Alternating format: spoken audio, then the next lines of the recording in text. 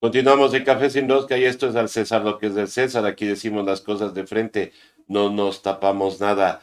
Ayer en Machala, otra vez el señor presidente sintió el rechazo popular. Que no iban a ocupar la colcha antibalas, que no iban a recibir introperios. Bueno, ayer Machala les recordó de los famosos bonos para el terremoto. De los 99 que iba a entregar, entregó 5. ¿Sí se acuerdan? Bueno, el señor Lazo siempre ha sido acostumbrado a este tipo de cosas. Ofrecer, busca quien te dé. Y es ahora como la gente en Machala rechazó justamente la presencia del señor presidente en esta ciudad, la capital de la provincia del Oro. Vimos a Sebastián Corral tratando de amedrentar a la gente. Pero bueno, primero que nos indique cuántos paraísos fiscales tiene y si podría ser o no servidor público. ¿Qué estará esperando la Contraloría? Bueno, parece que la Contraloría trabaja bajo pedido. Ojalá nos haga caso a estos amigos que le pedimos que ya, pues, los informes de responsabilidad penal, especialmente para el Cuerpo de Bomberos de Guayaquil, para aquellos que tienen paraísos fiscales y son funcionarios públicos, pues ya estén siendo destituidos de sus cargos, pero no es así. La Contraloría se guarda esos casos y me imagino que deben estar preparando todos los informes de responsabilidad penal para ciertos candidatos, aquellos que no les conviene a la Contraloría General del Estado. Porque así trabajan bajo pedido, no trabajan de acuerdo a la ley. Guardados 6 meses estos informes de responsabilidad penal y no llegan a fiscalía.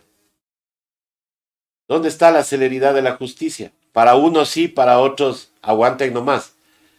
Es así como no avanza León de Troya, no avanza el caso Danubio, pero apostemos, estimados amigos, que avanzará cuando ya Guillermo Lazo esté en Miami gozando de sus vacaciones, igualito como pasó con Lenín Moreno, que ahora vive tranquilo en Paraguay, cuando se le daba hasta el número de cuenta del fideicomiso de INA Papers. La señora fiscal es otra de las que trabaja bajo pedido.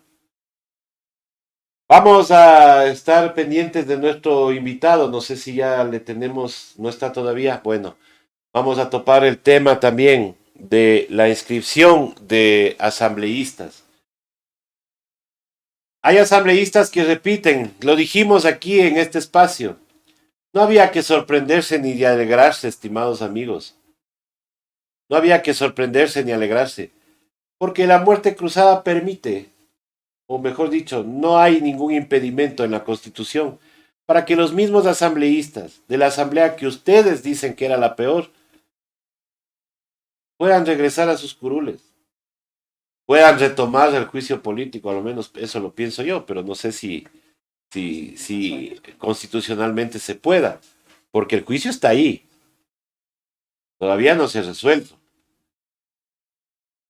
Y entonces, ¿de qué se alegran? Es que no le dimos, no, Lazo no les dio gusto de que le voten. No, pero se gastó más plata para volverles a traer a los mismos. Es que no van a regresar los mismos porque vamos a votar por otros. Bueno, voten por otros, vamos a ver.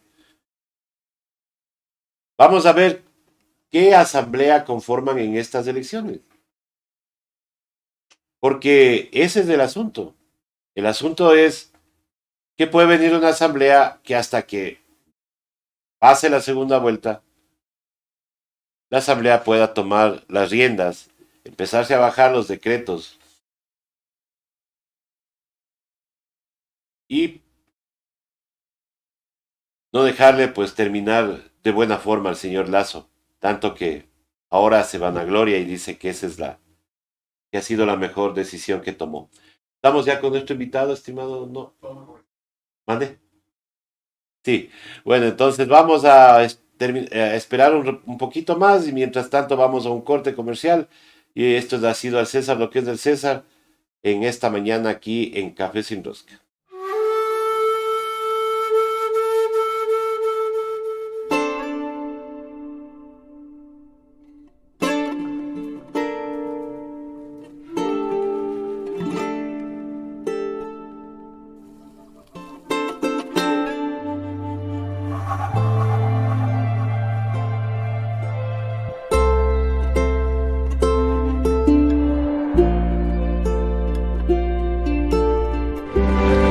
Aconcagua is a diverse territory that works to preserve its ancestral heritage, along with its native language, its cosmovision, and traditional cuisine. Aguacacha is also part of the first and only UNESCO geopark of its kind in Ecuador. This came as a result of the efforts of conservation and holistic management of the territory. Congratulations to Angacacha in Ecuador.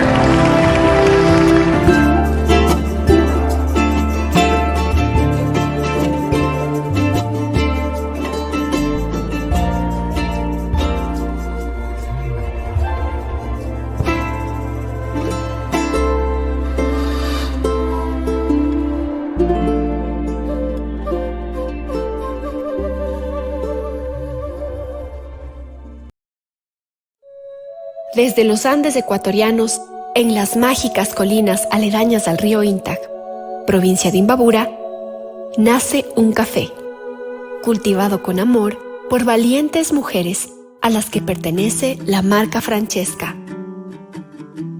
Cada grano se escoge con cuidado para que cada taza de café sea una experiencia única. Francesca te inspira. Francesca te apasiona. Francesca te enamora. En cada sorbo, descubre lo mejor de ti.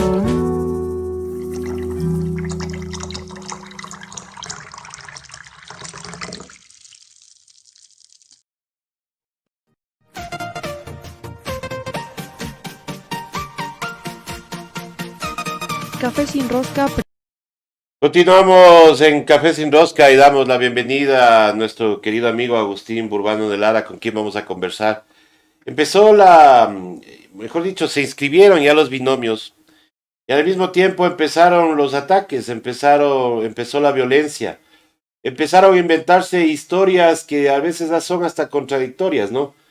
Y voy a topar una que a veces puede resultar hasta un poco grotesca, pero a Rafael Correa le acusan en muchas cuentas, en muchos, de que tiene, le llaman mameluco, le llaman de todo a Correa.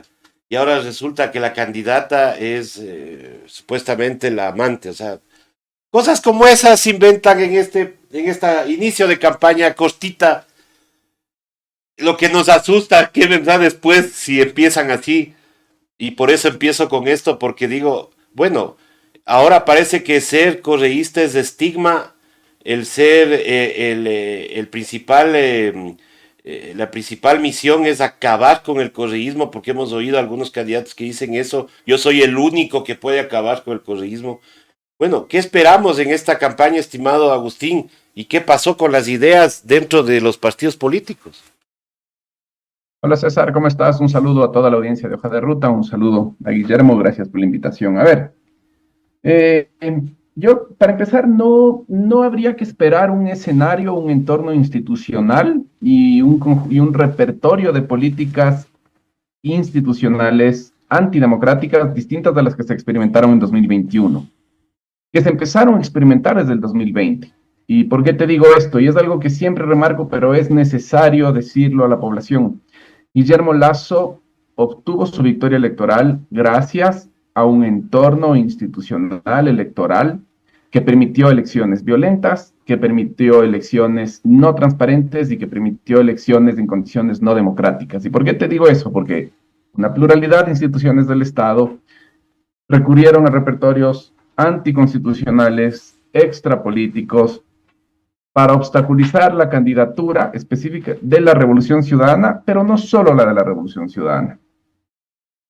La Revolución Ciudadana tuvo una inscripción demasiado tardía, diciembre del 2020, me acuerdo, cuando 2 meses atrás ya estaban inscritas el resto de candidaturas. Eso te demora la generación de un registro único de contribuyentes, eso te demora el proceso de levantamiento de fondos para financiar la campaña, eso te demora muchísimos procesos. La Revolución Ciudadana fue objeto de acciones del Tribunal Contencioso Electoral, fue objeto de acciones del Consejo Nacional Electoral, fue objeto de acciones de la Fiscalía General del Estado. No nos olvidemos esa puesta en escena, ese simulacro de la fiscal Diana Salazar con el fiscal Barbosa en Colombia, diciendo que la Revolución Ciudadana había recibido financiamiento del ELN, el video que un ornitólogo detectó que había sido grabado en Arenillas por el graznido de un pájaro endémico y propio que solo existe en ese sector, que era supuestamente un video del ELN en el que se atribuía el financiamiento de la Revolución Ciudadana. La Revolución Ciudadana fue víctima de acciones de la Cancillería, la Revolución Ciudadana fue víctima de acciones de la policía, es decir, hubo todo un concierto de instituciones que intervinieron. Ahora, también es importante no perder de cuenta que Guillermo Lasso fue candidato gracias también a este conjunto de estrategias. Y te digo, yo justo estaba revisando ayer encuestas 2020, a julio y agosto del 2020. La primera persona era la persona que ponía el candidato de Correa con intención del voto de casi el 30%, y por debajo, 25% de intención de voto, Otto Sonnenholzner. Más abajo, con un 14%, aparecía Guillermo Lasso. ¿Qué es lo que explica que Otto Sonnenholzner se haya dado de baja? María Paula Romo lo apretó por el tema de las ventas de los medicamentos de los hospitales, del caso de los israelitas, que había alguien de la Guardia Vicepresidencial que estaba con los israelitas en la venta de medicamentos, empezó a apretar. Otto Sonnenholzner saca su comunicado de que no va a ser candidato a presidente. Entonces, no creo que en este momento deberíamos esperar un comportamiento distinto de las instituciones del Estado. Se activó justo en este momento el tema del caso Gabela. Está la Fiscalía ahí con la comisión de personas de la sociedad civil, supuestamente independientes. Dos de ellas son personas que estuvieron activamente en la consulta popular del 2021, que se perdió estrepitosamente en la campaña por el sí, del 2022, perdón, de 2023. Entonces, bueno, no deberíamos esperar un comportamiento distinto. No deberíamos esperar un comportamiento distinto, pero se supone que, se supone que en este momento estamos o vamos a completar un periodo y vamos a completar una transición. Quiere decir, o sea, que o no aprendieron los políticos o el pueblo no va a aprender, o el pueblo sí les va a dar una lección diciendo, ¿saben qué? Ya no queremos eso. O sea, ya no queremos el hecho de que, o sea, la finalidad sea atacarle a un binomio porque no queremos que regrese tal persona. Y, o sea, las ideas se van para otro lado, porque hasta ahora, y yo digo, voy contando los días, hasta ahora yo no veo un binomio que me diga, bueno, ¿qué va a hacer con la economía de este país?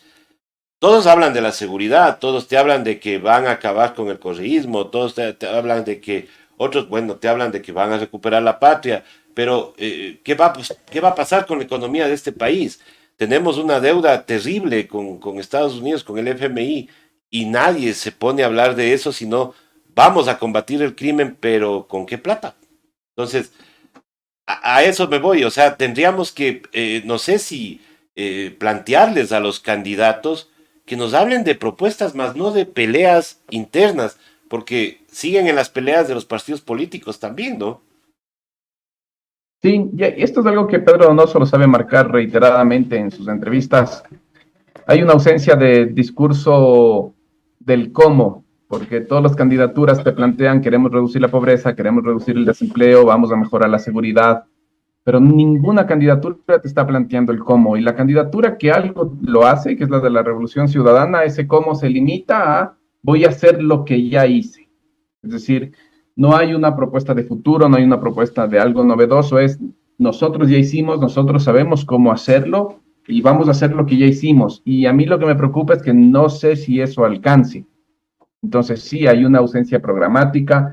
Sabemos que, por ejemplo, las derechas quieren privatizar la seguridad social. No sabemos cuál es la contrapropuesta de las izquierdas. No sabemos cuál es la contrapropuesta de un proyecto nacional democrático popular respecto del IES. Sostener las cosas tal cual están, no hay cómo. Algo hay que hacer con la seguridad social.